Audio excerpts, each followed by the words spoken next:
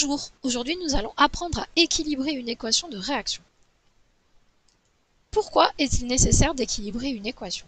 Eh bien, au cours d'une transformation chimique, il y a conservation de la masse totale. Donc cela signifie que le nombre d'atomes de chaque nature est le même avant et après la transformation chimique.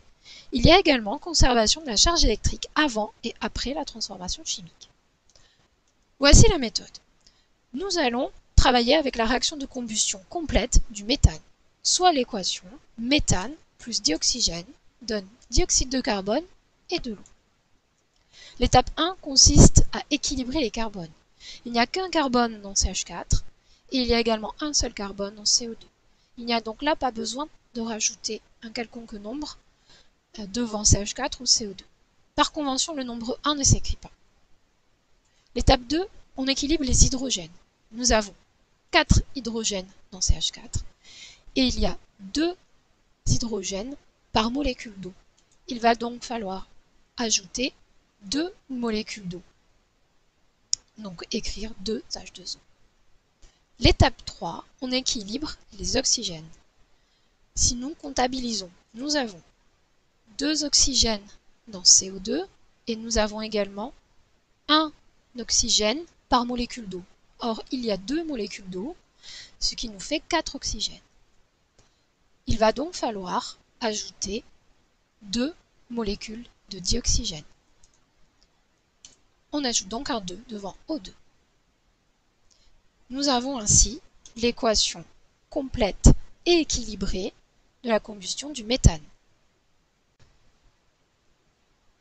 Ces coefficients, les nombres 1 et 2 que nous venons d'écrire, sont appelés coefficients stoichiométriques. Stoichiométrie vient du grec et cela signifie qu'il mesure les proportions. Ainsi, il faut comprendre que une molécule de méthane, pour brûler complètement, elle a besoin de 2 molécules de dioxygène et va ainsi former une molécule de CO2 et 2 molécules d'eau. On est à l'échelle des entités chimiques, donc à l'échelle microscopique. On peut aussi, à l'échelle macroscopique, et donc à l'échelle de la mole, écrire que, à l'état initial, si on dispose d'une mole de méthane, eh bien il va nous falloir 2 moles de dioxygène et former ainsi à l'état final une mole de dioxyde de carbone ainsi que 2 moles d'eau. On peut maintenant effectuer un bilan de matière, sachant que chaque équation de réaction équilibrée nous indique les proportions dans lesquelles réagissent les réactifs. Il y a proportionnalité entre les quantités de matière des réactifs introduits. On peut ainsi écrire un tableau de proportionnalité et l'égalité des produits en croix avec 2 équations équivalentes. Si on prend une de ces 2 équations, on peut par exemple calculer la quantité de matière de dioxygène dont nous aurions besoin pour brûler le méthane dont nous disposons au départ. Voilà, cette vidéo est terminée. À bientôt!